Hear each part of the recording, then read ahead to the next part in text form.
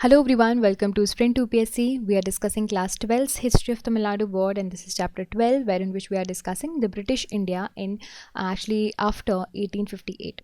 So हमने Lord Liton के बारे में अब तक समझ लिया है. लॉर्ड रिपन के बारे में इस सेशन में समझेंगे कि किस तरह से उन्होंने इंट्रोड्यूस किया लोकल सेल्फ गवर्नमेंट को 1882 में, उनके educational reforms, first factory act, Ilbert bill agitations and his estimates. So इस सेशन में हम ये समझेंगे. नेक्स्ट सेशन में हम लॉर्ड कर्जन के बारे में समझने की कोशिश करेंगे. So stay tune for that. अभी के लिए लॉर्ड रिपन के बारे में समझते हैं.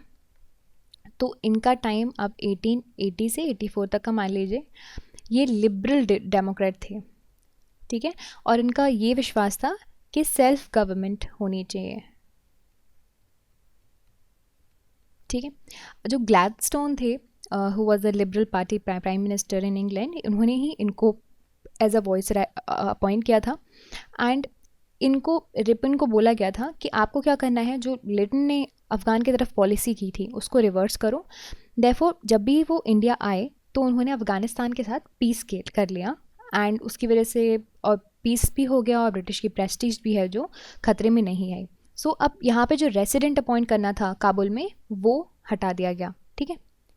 Now, what all Ripon was also involved in, and he was also responsible for the rendition of Mysore to its Hindu ruler. इसके अलावा he repealed the vernacular price act जो कि आपके लिटन लेकर आए थे, और इसकी वजह से इंडियन के बीच में इनकी पॉपुलैरिटी काफ़ी अच्छी हो गई थी. तो इसका मतलब इनका पूरा काम, पूरा जो कार्यकाल है वो किस चीज़ में लगा, लिबरलाइजिंग द इंडियन एडमिनिस्ट्रेशन, ठीक है. किस तरह से उन्होंने किया वो एक एक करके समझते हैं.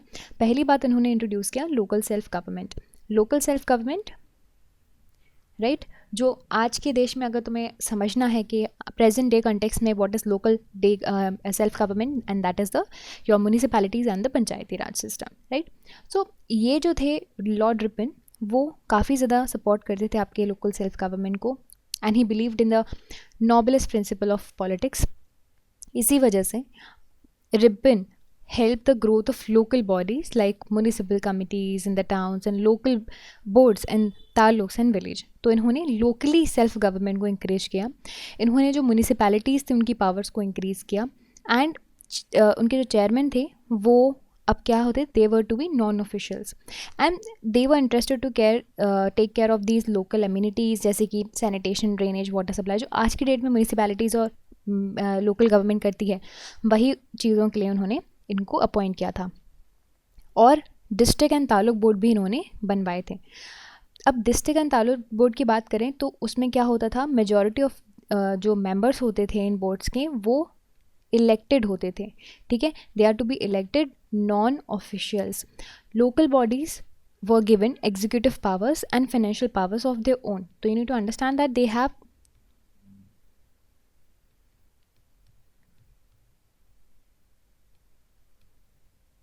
executive and financial powers.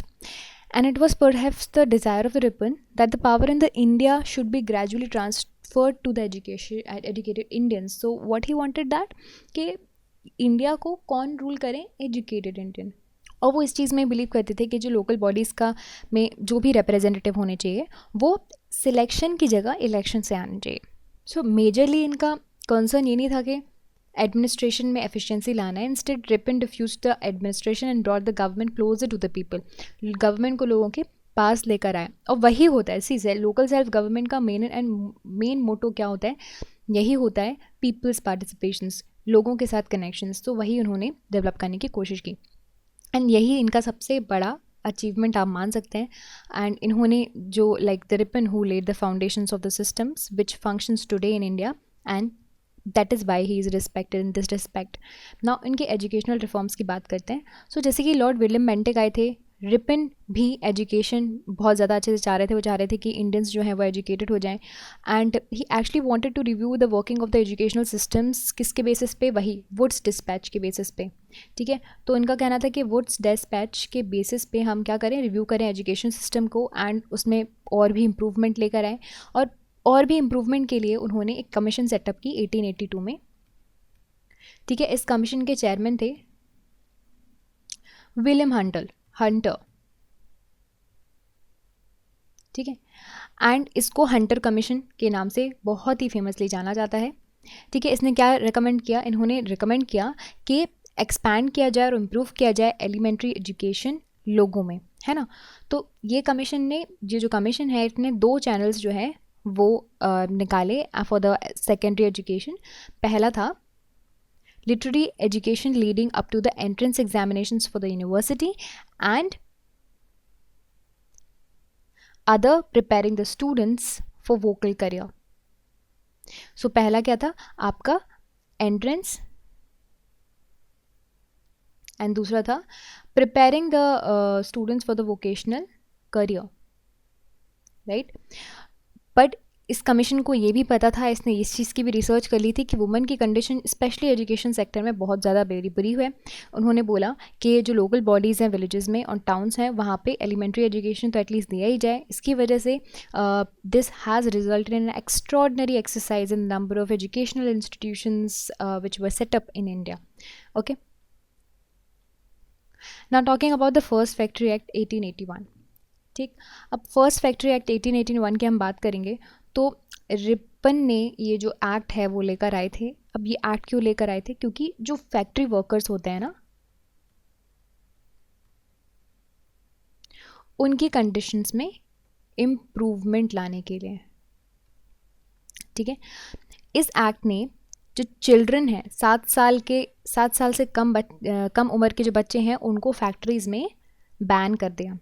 Okay, and यहाँ पे जो बच्चे हैं उनके वर्किंग आवर्स को भी रिड्यूस किया। फिर उसके बाद it made compulsory for all the dangerous machines in the factory to be properly fenced to ensure the security of the workers. So basically यही बात हो रही है कि जो भी वर्कर्स हैं उनकी वर्किंग कंडीशंस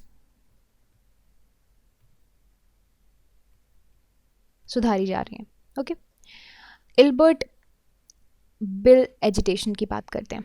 सो देखिए, जो रिपन थे उनको 2 तरह के जो लॉ है जो इंडिया में बना दिए गए थे उनको हटाना था।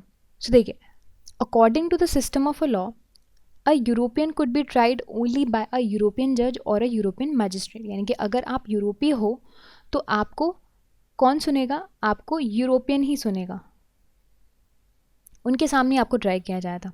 ठीक है, and disqualification was unjust and it was sought the cast of needless discredit and dishonor upon the Indian born member of the judiciary.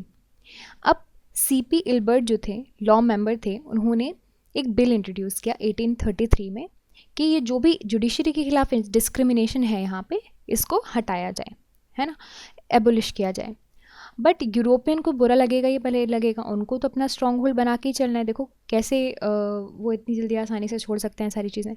तो ये चीज़ उनको बुरी लगी, उन्होंने अपोजिशन किया and they even raised a fund of 1,50,000 rupees and established an organisation called Defence Association. इन्होंने ये भी सजेस्ट किया कि it was better to end the English rule in India then to allow English to be subjected to Indian judges and magistrate। फिर England की press इस issue में शामिल हो गई। फिर जो रिपन है उन्होंने जो बिल है उसको अमेंड किया to satisfy the English in India and England, basically अपने लोगों को सेटिस्फाई करने के लिए। सो इल्बर्ट बिल जो है कंट्रोवर्सी जो हुई इसके आसपास, इसकी वजह से इंडियन नेशनलिज्म जो है वो काफ़ी ज़्यादा राइज पे आ गया। इसकी वजह से it was a high water mark in the history of Indian national movement. Ripon disillusion था, he was heart broken also, he tendered his resignations and left for the England. इसके इमीडिएट इफेक्ट पड़े भारत में। ठीक है, immediate effect क्या पड़े? साल याद रखिए, इल्बर्ट बिल 1884 में आया और आपके 1885 में the most important organization of India which was very much responsible for the independence of India, that was formed and that is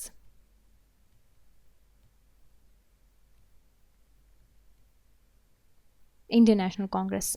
ठीक है, रिपन के डिपार्चर के 1 साल बाद ही आपका स्थापना हो गई। एस्टिमेट देख लेते हैं रिपन की। So he was a viceroy, very much popular viceroy, जो भी लाइक अब तक आया है इंग्लैंड के द्वारा भेजा गया है। And Indians by and large hailed him as Ripon the Good because he was the only viceroy who handled Indian problem with the compassion and sympathy. Otherwise, other were not looking towards Indian as a sympathizer. Now इनके जो attempts थे racial discrimination हटाने के लिए judiciary में attempts जो किए, vernacular press act में जो इन्होंने काम किया, रेंडिशन ऑफ मशहूर और लोकल सेल्फ गवर्नमेंट वगैरह जो इंक्रीज़ की, इसकी वजह से भारतीयों में इनकी पॉपुलैरिटी बढ़ गई थी। और इनकी जब रेजिग्नेशन हुआ था उसकी वजह say that was deeply regretted by Indians who cherished his memory with gratitude. So this is about the Ripon. In the next session we'll discuss about the Lord Curzon, and this is it about this session. I hope you like this video and hope you understood all of these points. So if you like this video, you can subscribe to the YouTube channel for more videos and updates, and also you can download the Sprint UPSC app to practice book chapter and topic wise. Remember candidates, just reading books and watching videos are not going to help you out unless you practice thoroughly. So identify your mistakes and work to improve your performance, and Sprint UPSC is the perfect app to do all of this. अगर आपको video पसंद आया है तो हमारे YouTube channel को subscribe कीजिए और वीडियोज़ एंड अपडेट्स के लिए साथ ही साथ डाउनलोड कीजिए स्प्रिंट यूपीएससी ऐप। यहाँ पर आप अपनी book chapter and topics wise practice कर सकते हैं। देखिए, सिर्फ बुक पढ़ने से और वीडियो देखने से मदद नहीं मिलेगी। जब तक आप अच्छे से प्रैक्टिस नहीं करोगे तो अपनी मिस्टेक्स को जानिए, परफॉर्मेंस को इंप्रूव कीजिए, और स्प्रिंट यूपीएससी के लिए परफेक्ट ऐप है। I will see you soon in the next video. Thank you very much.